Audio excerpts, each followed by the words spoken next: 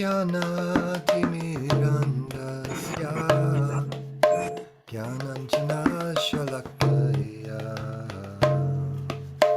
चक्षुरुन्मीलितं येन तस्मै श्रीगुरवे नमः Nama Om Vishnupadaya Krishna Prestaya Bhutale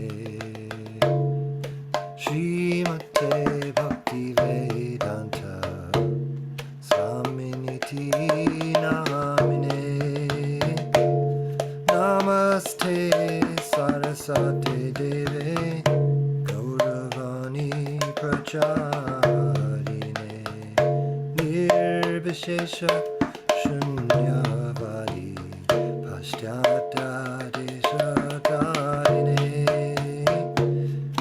Shri Krishna Chaitanya Prabhu Nityananda Shri Advaita Gadadhar Shivasadi Gaur Bhakta Vrinda Shri Krishna Chaitanya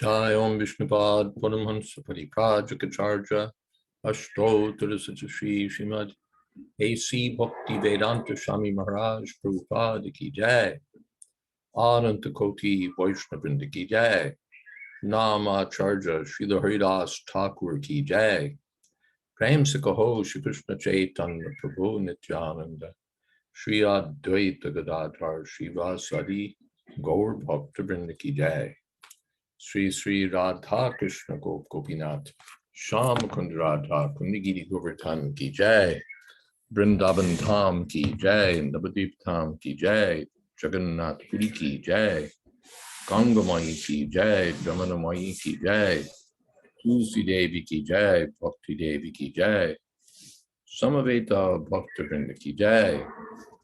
All glories to the assembled devotees. All glories to the assembled devotees. All glories to the assembled devotees. Gaur Premanande. Here we go. Welcome to all as we continue our reading of Caitanya Caritamrta with text chapter 1 of Adi Lila, text 61. And Panchatattva Prabhu gave the last class, so we're picking up from him. Om Namo Bhagavate Vasudevaya. Om Namo Bhagavate Vasudevaya. Om Namo Bhagavate Vasudevaya.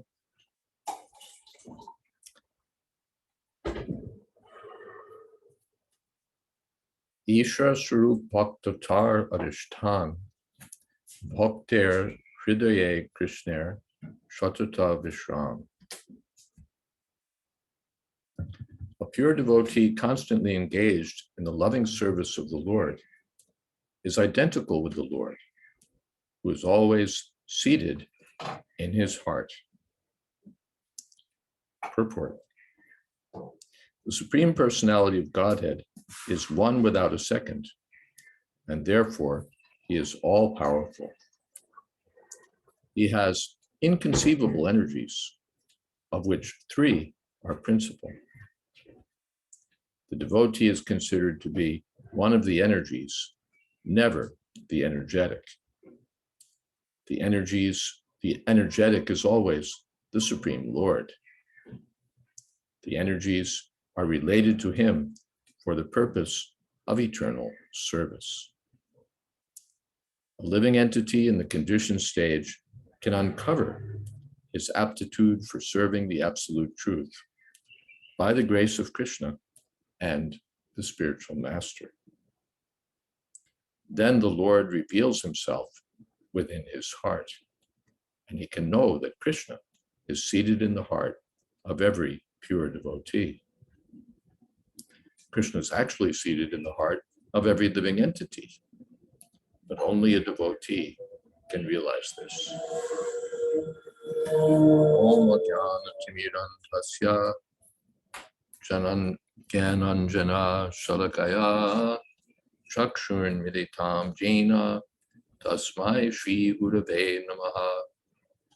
Shri Chaitanya Manopistam Sthapitam Jena Bhutale Swayam Upakada Mahyam Tadhati Shapadantikam Vandehang Shri Guru Shri Jatapada Kamalan Shri Gurun Vaishnavamscha Shri Rupam Sagrashatam Sahagana Raganatan Vitam Stam Sajivam Sadvaitam Savatutam Parijana Sahitam Krishna Chaitanya Devam Shri Radha Krishna Padan Sahagana Lalita Shri Vishakhan Vitamscha.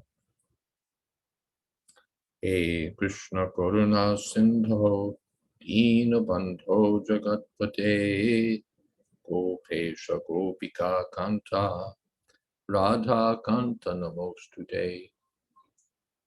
Tapta Kamshana Gaurangi Radhe Vrindavaneshwari Rishabhanu Sute Devi Pranamami Hori Priye Vancha Kalpatarubhyascha Kripa Sindhobhyevacha Patitanam Pavanebhyo Vaishnavebhyo Namo Namaha Shri Krishna Chaitanya Prabhu Nityananda Shri Advaita Gadadhar Shiva Sadi Gaur Bhaktavinda Hare Krishna Krishna Krishna Hare Hare Hare Rama Rama Rama Hare Hare. In this first chapter, Srila Kaviraj Goswami has been explaining in this portion of the chapter his opening verse, Vande Gurun Isha Bhaktan Isham Ishavataraka Tat Prakashamscha Tat Shakti Krishna Chaitanya Sangyakam. So the Kaviraj Goswami has explained at some length Guru Tattva, Bande Guru, the initiating spiritual master and the instructing spiritual master. And now he has rather effortlessly segued into discussion of Isha Bhaktan, the pure devotees of the Lord. So we heard earlier he quoted, what is that? Satam prasangat mamavirya samvido bhavanti hrid karna rasayana kata. So now he's continuing the discussion. The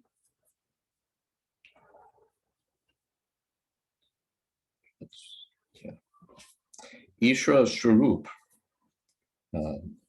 Bhakta Tar Adhishtan. The devotee is identical with the personality of Godhead.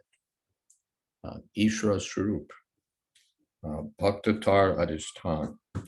He's the resting place of the personality of Godhead.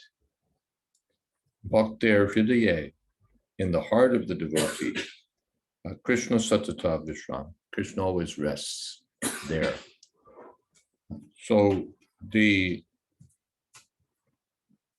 Bhakta, I'll be careful not to disconnect anything or we'll suddenly crash. The pure devotee constantly engaged in the loving service of the Lord. That's how Srila Prabhupada translates Bhakta. Such a devotee is identical with the Lord because he's the servant of the Lord. Srila Prabhupada takes pains to make this clear, that the devotee is one of the energies of the Lord, and he's never the energetic. It's astonishing that people can miss this distinction and try to identify themselves as devotees with the personality of Godhead, to claim the privileges of the personality of Godhead, to assume the enjoying spirit of the personality of Godhead, to accept for themselves the worship meant for the personality of Godhead. This is all the working of another energy, the material energy, Maya.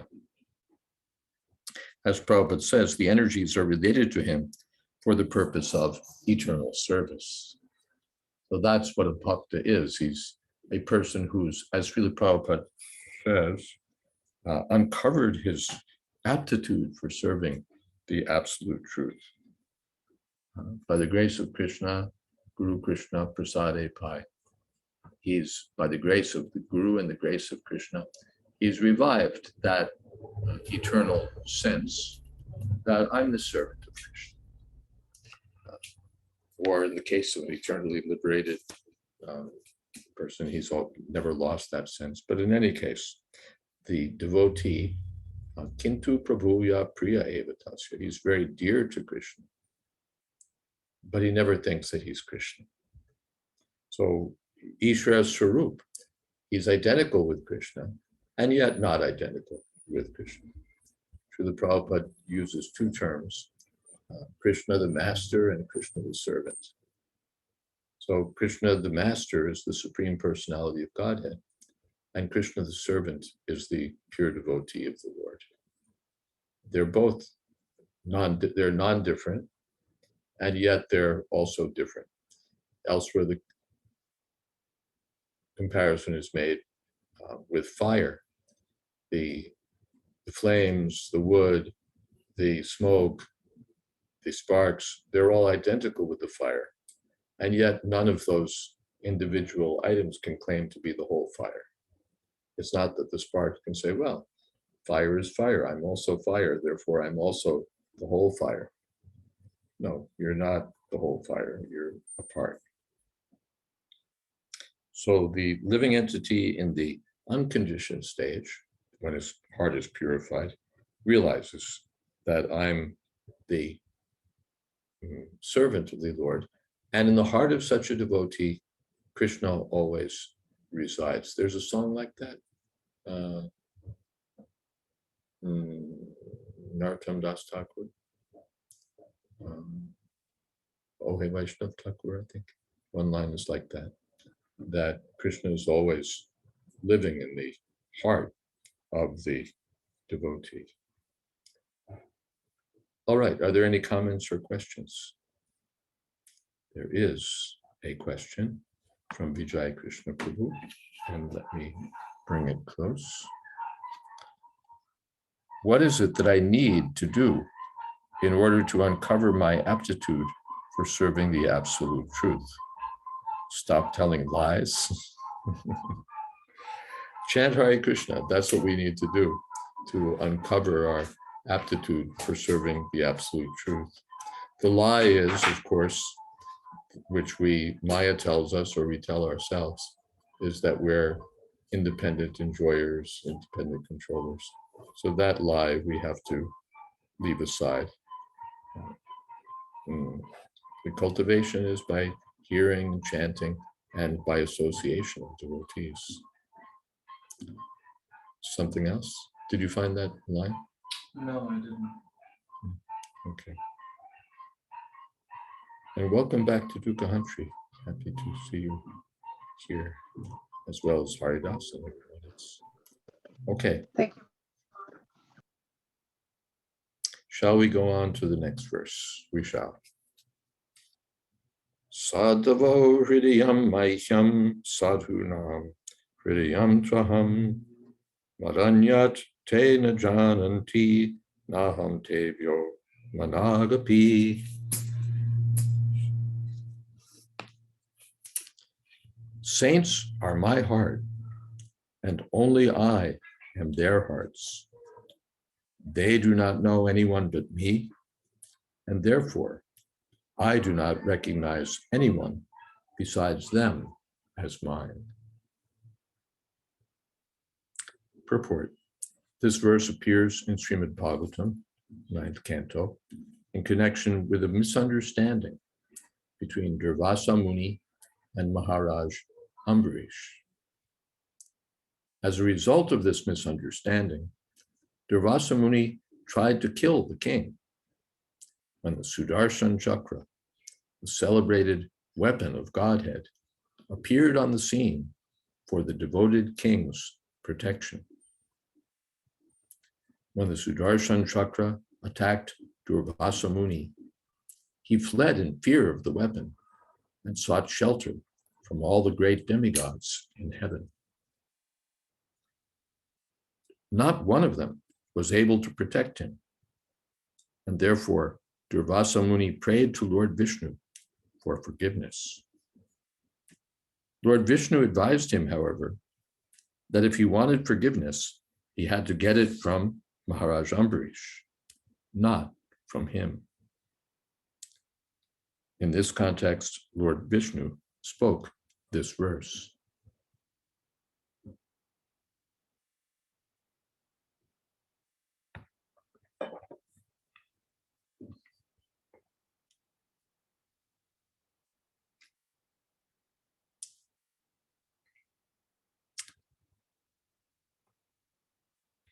The Lord, being full and free from problems, can wholeheartedly care for his devotees.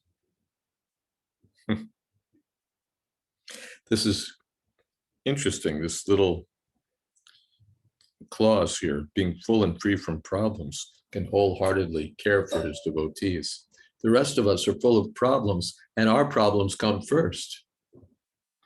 I'll help you to the extent that I can.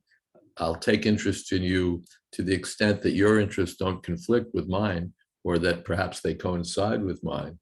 But, I've got my own problems to deal with. But the Lord is free from, he's full and free from problems. I'm insufficient and full of problems. That's the difference between the living entity and the Lord. So the Lord, he's free from problems, and therefore what does he do? He wholeheartedly sees to the interests of his devotees. His concern is how to elevate and protect all those who have taken shelter at his feet. The same responsibility is also entrusted to the spiritual master. The bona fide spiritual master's concern is how the devotees who have surrendered to him as a representative of the Lord may make progress in devotional service. So one may say, well, the spiritual master is also full of problems. He's also insufficient. But he knows that, and therefore he surrenders to Krishna. And he depends on Krishna that I've accepted this responsibility on your behalf. So whatever service is being rendered, you please take that as yours. And you please help me to give proper instructions, proper guidance to the disciples. The pure devotee thinks, I may be insufficient, and I am insufficient, therefore let me depend on Krishna. And so the spiritual master's concern and Krishna's concern are identical. How to bring the devotees back to Godhead, how to help them progress in devotional service. I think I've said that a few times, that really it's Krishna who's doing everything through his different manifestations, as the super soul, as the instructing guru, as the initiating guru, as the Shastra, as the sadhus. It's Krishna who's coming through all of these channels to uplift and enlighten his devotees. The Supreme Personality of Godhead is always mindful of the devotees who fully engage in cultivating knowledge of him, having taken shelter at his lotus feet. So this is the sweetness of the relationship between the Lord and the devotees. It's not just that the devotees dedicate themselves to God and God, thank you very much, but doesn't really care. But it's absolutely reciprocal. Yayatam mam prapadyante tam stataiva pachamyaham. Sadhavo hridayam mahyam. Sadhava hridayam tvaham. I'm in the hearts of the devotees, and I'm in their hearts, and they're in my heart. That they're in the Lord's heart means the Lord is always thinking about them. He's always concerned with their welfare. They've given everything to me. I reciprocate. Prabhupada gave the example of the child who's always dependent on the mother. The mother feels always concerned. Is everything all right? Do you have everything you need? Are you safe? The mother's always thinking of the child, because the child is, especially there may be many children, but one young child who's always dependent. So the mother's giving more attention there. So Krishna, the Lord is in the heart of the devotee. The devotee is always thinking of the Lord. He's always chanting the holy name of the Lord. He's always engaged in service to the Lord. So the Lord is in the heart of the devotee. And the devotee is always, therefore, in the heart of the Lord. Na maranyat na tena jananti. They don't know anyone else but me. Naham tebyo managapi. And therefore, I don't know anyone else but them. This is the sweetness of the relationship.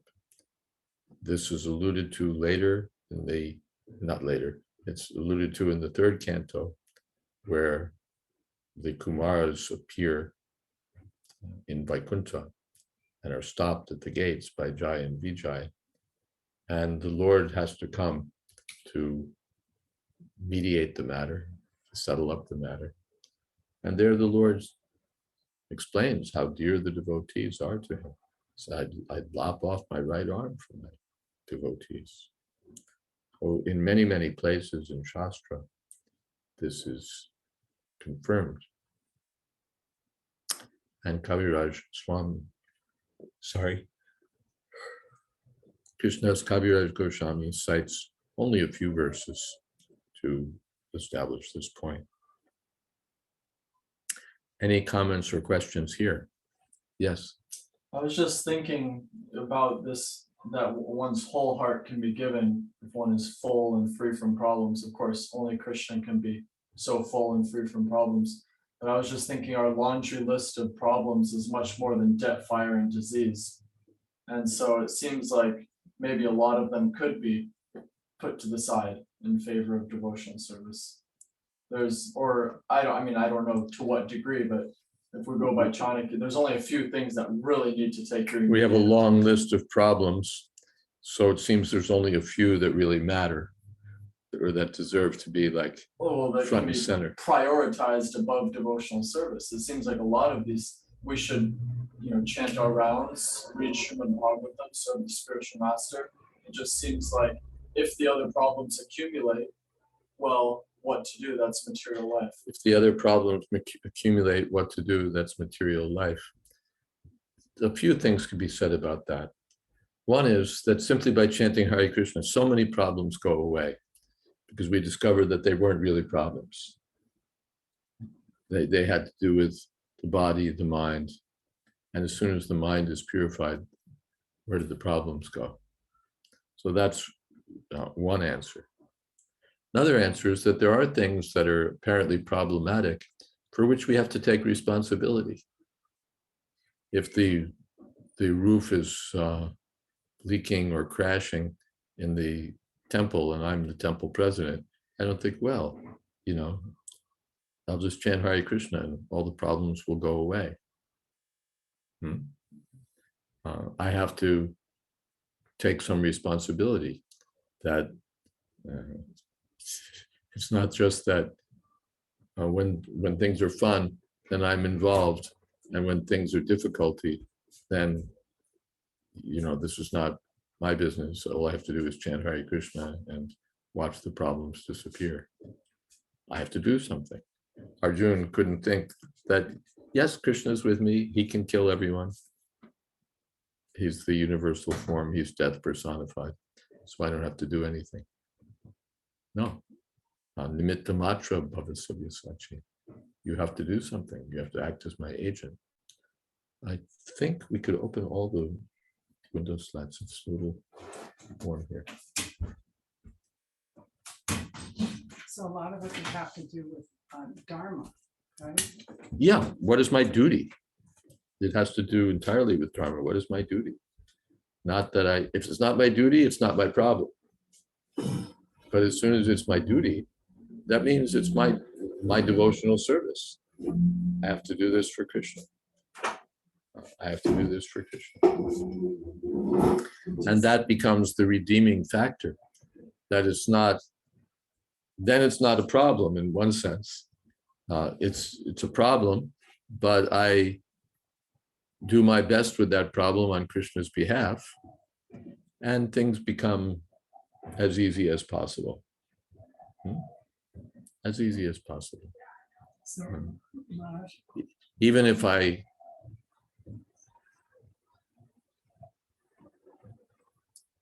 run into the worst calamities trying to solve that problem. Jatayu had saw that I have to stop Ravana, and the result was that he was killed. But it was glorious because he was engaged in the service of the Lord. So I have to perform my prescribed duty without considering what benefit will come to me. I can't just say, well, it's a problem, so it's Maya. I won't deal with it. It's a problem, I have to deal with it. But for Krishna's sake. Is that okay? Kendra Prabhu. Oh, thank you, Maharaj.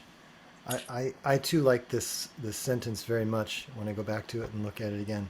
The Lord, being full and free from problems, can wholeheartedly care for his devotees. When I first read that, I was thinking that only a person who is full and free from problems has the time to take care of anybody else, because if you're completely enmeshed in your own reactions and maybe creating more actions, you don't have the time or the mental space to care for anybody else. You just you don't have the capacity. And then I was thinking, there's this verse that yesham tvantagatam papam jananam punyakarmanam, that when one is completely freed from all contaminations and all the dualities, then you become engaged in the transcendental loving service of the Lord. And this reminds me of an excerpt from a class of Srila Prabhupada that we framed and put on top of our altar, where Prabhupada is saying, if there is a problem, it is Krishna's problem. Why my problem? Krishna can know how to solve problem. You know, with that mentality, you know, you see everything as Krishna's, everything that's happening as Krishna's energy, and because your mentality is so pure, you have time to give shelter to others. Maybe I was hoping maybe if you'd like, you could comment on that. Yeah, the problems are, what shall we say, assigned to Krishna. So we it's another way of saying the same thing, that what is that, Prahlad Maharaj? Chad virya gayana mahamrita magna chitta. I have no problems because at any time I can chant your holy name. So I have no issues, as we say, for myself, no anxiety. So chaitato vimukha chaitas. I'm only concerned for these fools who are suffering because they've turned away from you. So that's the mentality of the devotee. Yes, I'm reminded also, as you were speaking, of going in a different direction.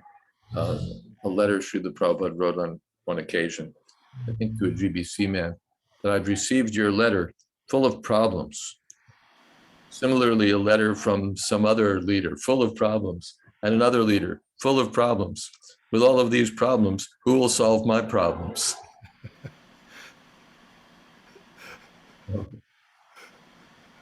Encouraging his disciples, don't just dump all your problems on me. I was also having a conversation with Ravindra Swarup Prabhu one time, and I'm paraphrasing him, but essentially he was saying that I've found that as soon as you get your spiritual life together to some degree, all the problems in ISKCON come to your doorstep. Maybe that was just when he was early in his service on the GBC, but a similar observation. Yeah. And he took on very serious problems for the service of the GBC, the service of ISKCON, really major issues, especially the zonal guru business, and quite a number of others that he took responsibility for. Okay. Tulsi Priya has her hand up. I'll take Saraswati's question first, and then Yeah, she was first anyways. Thank you. a disciple that knows they continue to be a failure when it comes to not coming to the full surrender to the most worshipable guru can only bear so much guilt. How can the disciple reach this stage of full surrender when they feel the bar is set too high? There's a place, I remember Satsrup Maharaj remarked upon it. I believe it may be in Prabhupada's commentary either to Prayers of King Kulashekar or Nard Bhakti Sutra, both of which Satsrup Maharaj completed on Srila Prabhupada's behalf. And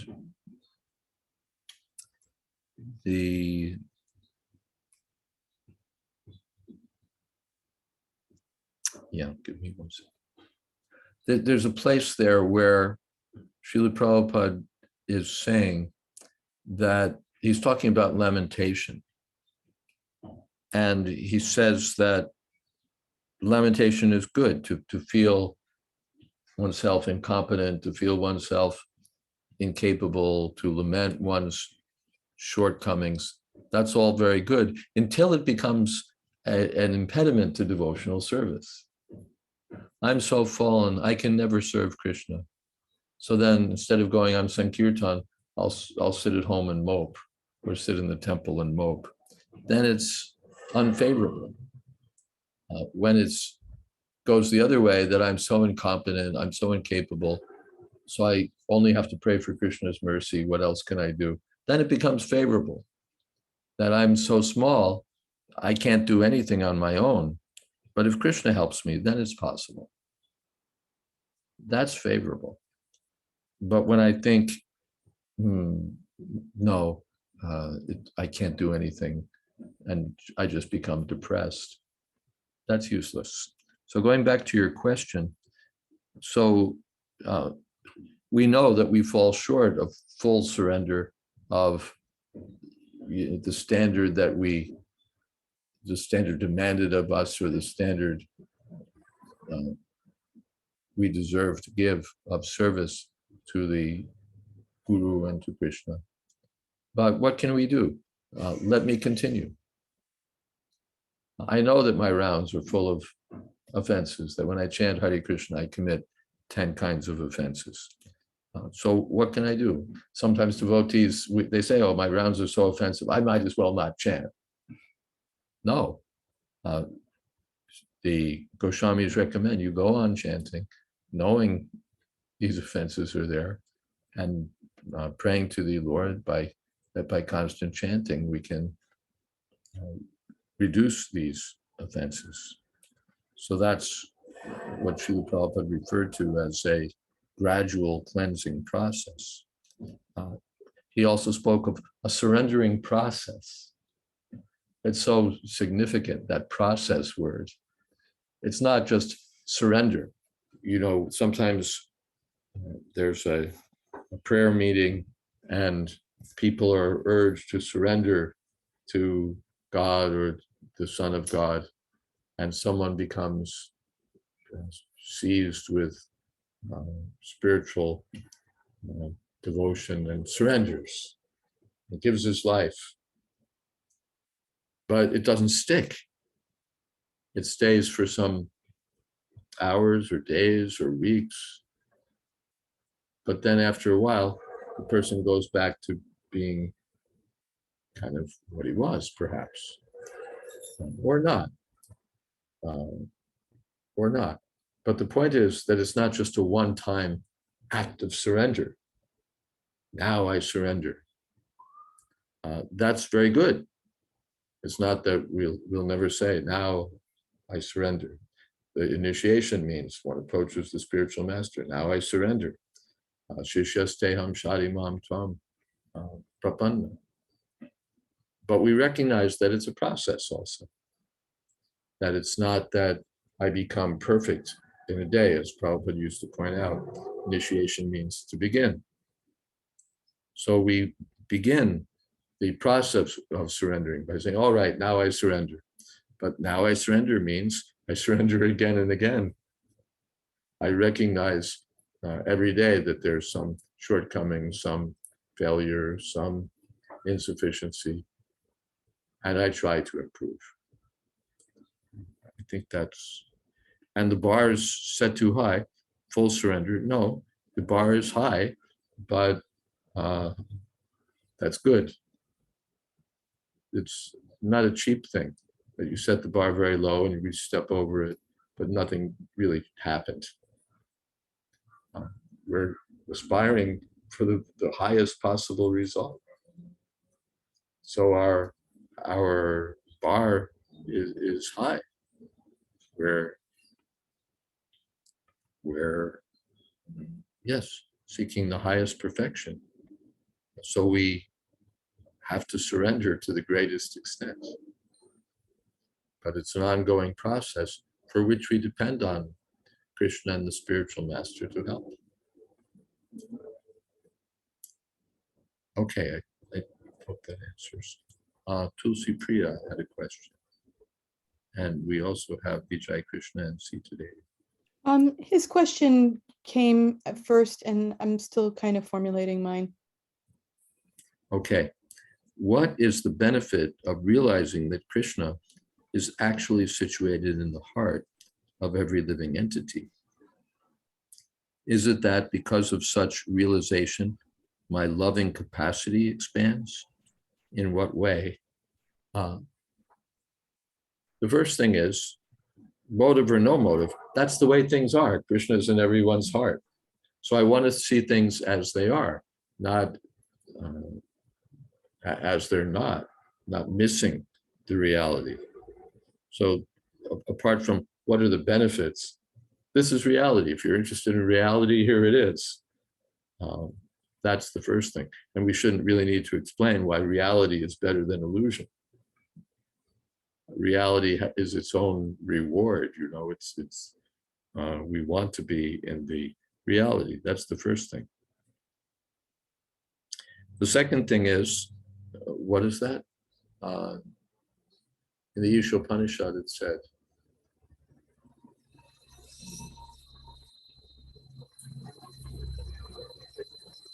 how did this begin?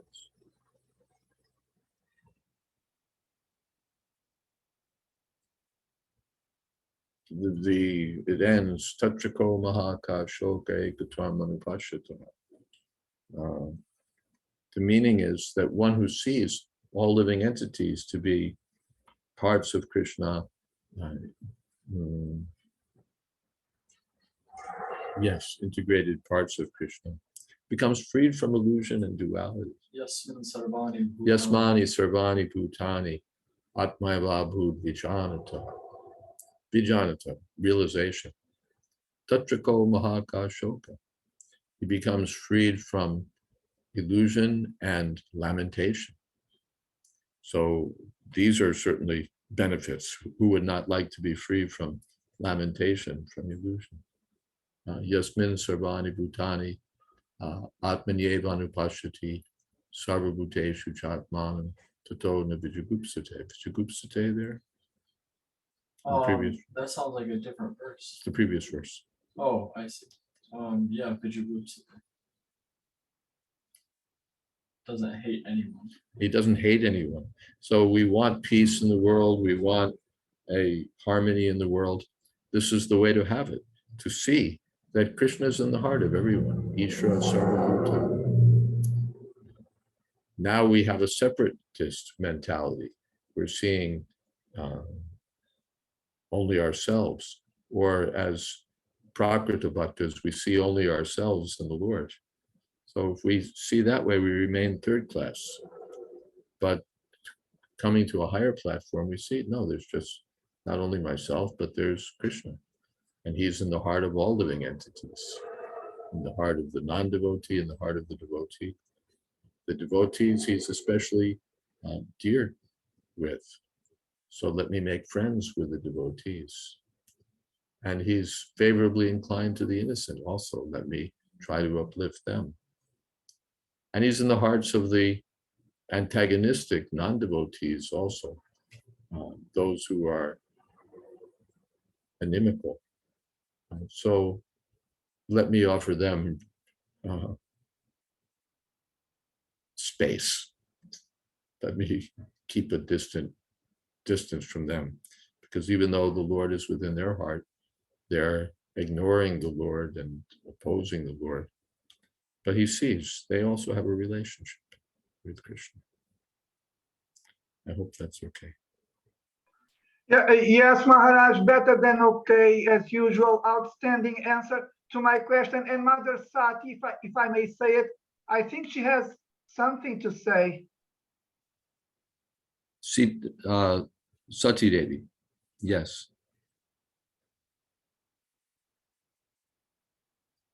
I just want to share that I appreciate it when you said about Krishna cut off his own arm for a devotee. I need to hear that, because there's a Bhakti Swami prayer that goes, dear Lord, I am yours, use me as necessary. I understand you're the best thing in mind for me. I know that you're the best friend, best lover, best caretaker, the best provider, and all my difficulties are because I'm interfering with your plans for me.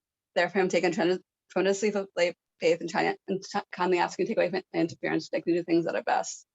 And sometimes I have a hard time saying that to my altar, to my deities. I'll think, if Krishna had the best thing in mind for me, then why would all these things be happening in my life?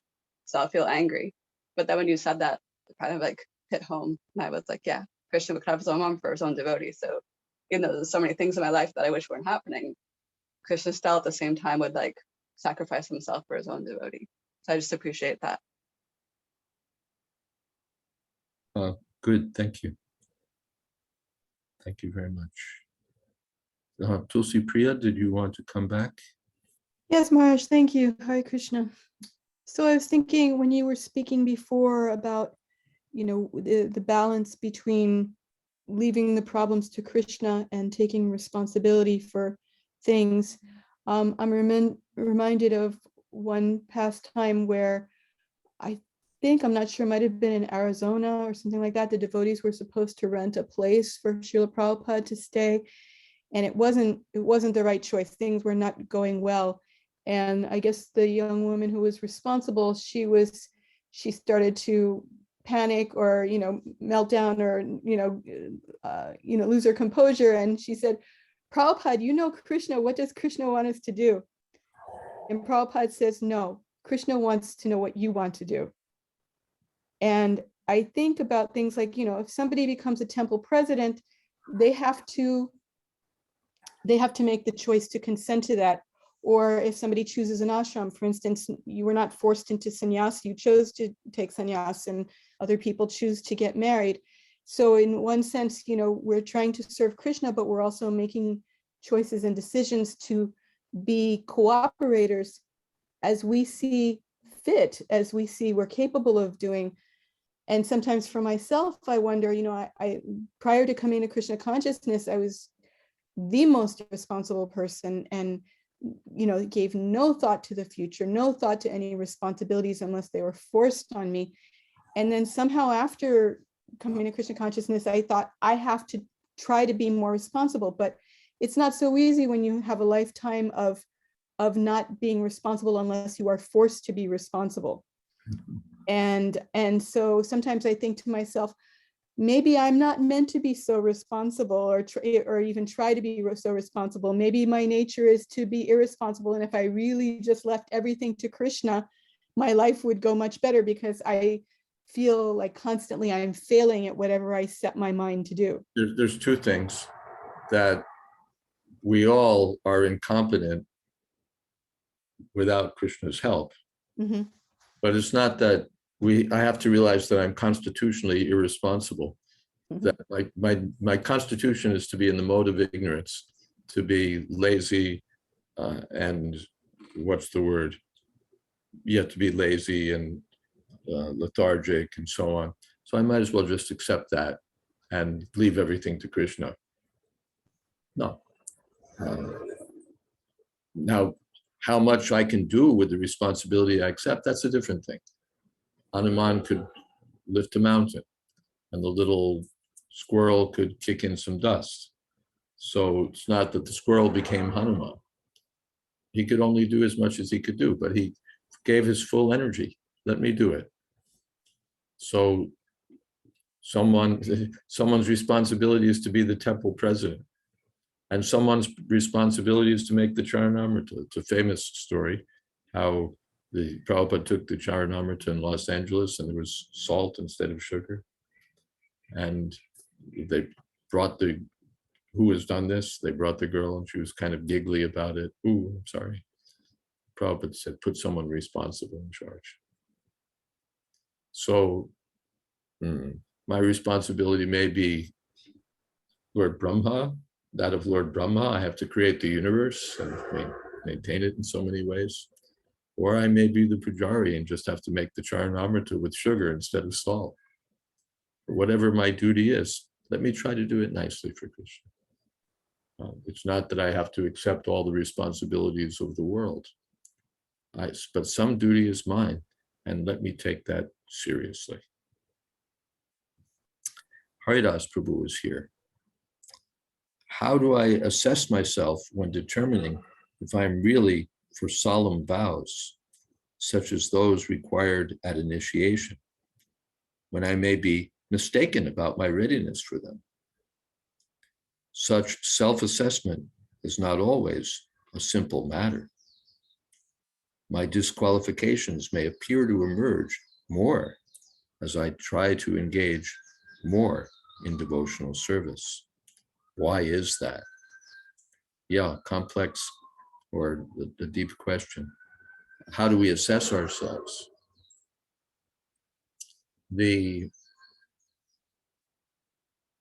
From one point of view, it's wise to assess ourselves critically, but taking initiation as the question and point, am I really going to do this? Am I serious? Is it just that I'm going to sit in the fire and say yes, yes, yes, yes, but I really don't have an intention of doing it, or I know I'm not going to do it? Just to get initiated, I'll say yes, but I'm not. I know I've been having these problems with rule 1, rule 2, rule 3, or rule 4. And I'm not really going to do it, but to get initiated, I have to know. A vow is a serious thing. I gave a course on this one time, the importance of vows in Vedic culture. Vows are taken so seriously. When Arjuna vows, I'll do this or I'll walk into the fire, he means he's going to do it. So vows should not be undertaken lightly. Sannyas vows, marriage vows, Ekadasi vow, any vow. Vow is a serious thing. What is it? A man is as good as his word. So if we take a vow, it's meant to be Jayadvaita, taken seriously, not just lip service. I say, yes, yes, but I'm not going to do it. I must do it. I must do it. So then, am I going to do this? If not, then let me wait. Why should I make a farce, as Srila Prabhupada said? Why should I make a farce? But if I'm serious, then, and I've been following, therefore some time is required. Generally, we ask that the disciple examine the guru for 1 year and the guru examine the disciple. And what do we want to see? First thing we want to see, will he follow? Is this person, has he just been recommended whimsically? He's not really following, hasn't been following, isn't going to follow? Or, yes, now for a year he's been following, so we expect he'll continue. There's always some possibility that there may be some fall down, that's another thing. But one takes it seriously. Yes, I'm going to follow this. So that's the first thing. Self-assessment. Am I prepared to do this? Am I serious about this? Am I already doing it, and can I continue to do it?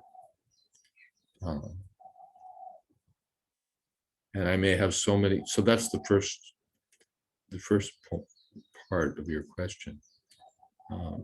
And yes, it's not always a simple matter, but it's not also not that we should say, oh, so many people have problems, so I'll also have problems. No, it's not that because they have problems, I have to have problems. Let me take it seriously and do it. My disqualifications may appear to emerge more as I try to engage more in devotional service. Why is that? Well, we'd like to say it's because we get a clearer vision. I had so many disqualifications, but I was thinking, I'm the most qualified, I have no problems, I'm capable. And as we become more Krishna conscious, then we become a little humble. I have so many disqualifications. I have so many. Also, it becomes clearer to us, perhaps, what we're trying to achieve. In the beginning, we may think, it's just, I want to live in the ashram. I want to be with the devotees. Then we realize what we really want to do is purify our hearts, become free from all material desires, go back home, back to Godhead. As Saraswati said, the bar is high. So then we look at ourselves and say, yeah, I was qualified to join the ashram, but am I qualified to go back to Godhead? Look at my disqualifications. So in that sense, it's a good sign that we see. Otherwise, the person who doesn't see his disqualifications, the more he advances in devotional service, the more he thinks, I've got it all down. He's probably a person in deep trouble. Is that okay, Haridas Prabhu? You want to add something? Yes, no, that's great. Thank you so much. Thank you. Krishna, Krishna, Krishna, Krishna. We have 4 minutes in which we can address some other question or comment, or we can chant Hare Krishna.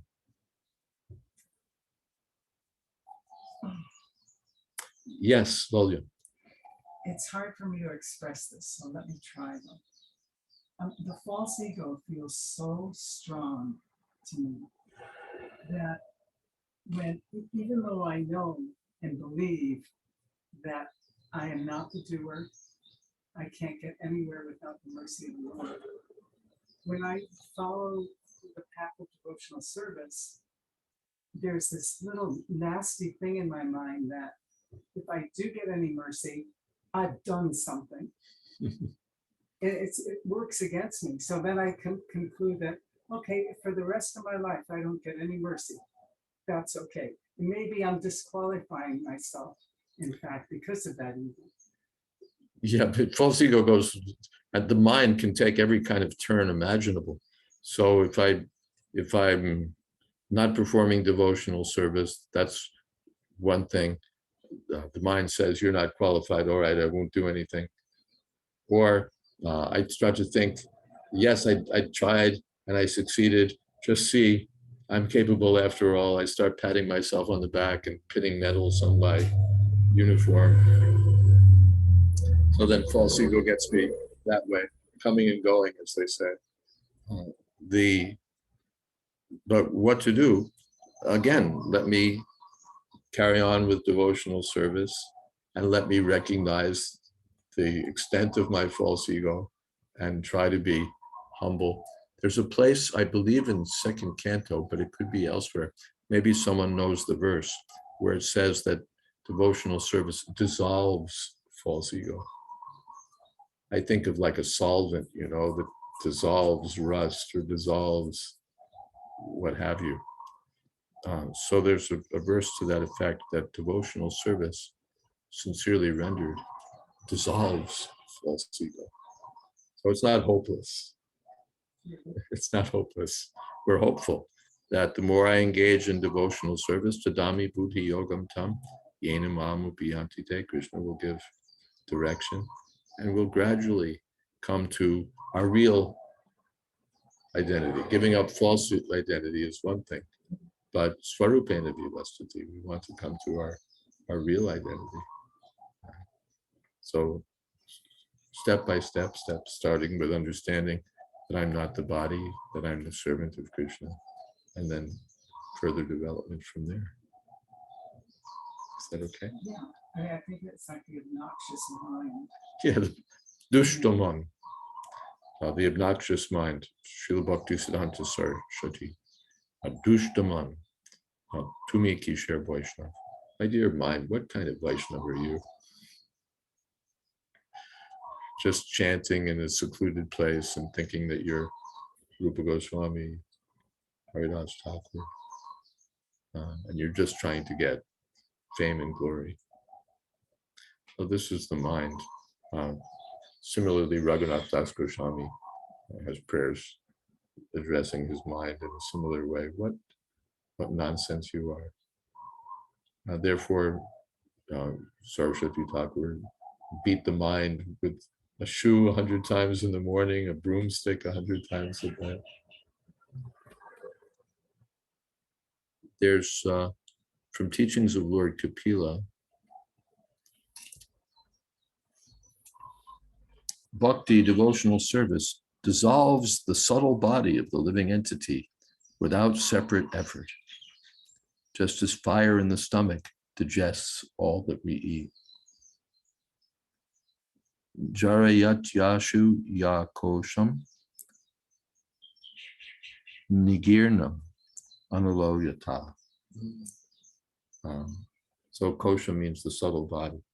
That's also Bhagavatam 3:25-33. Yeah, 3:25-33. So we're coming up to it. Devotional service dissolves the subtle body.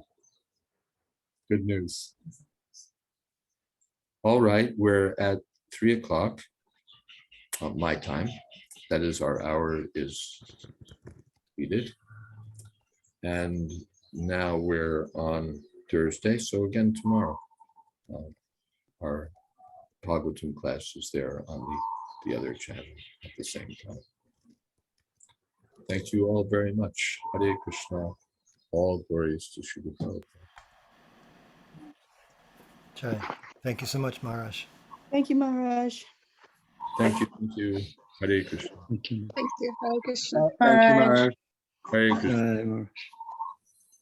Maharaj. Srila Prabhupada ki jai. Uh,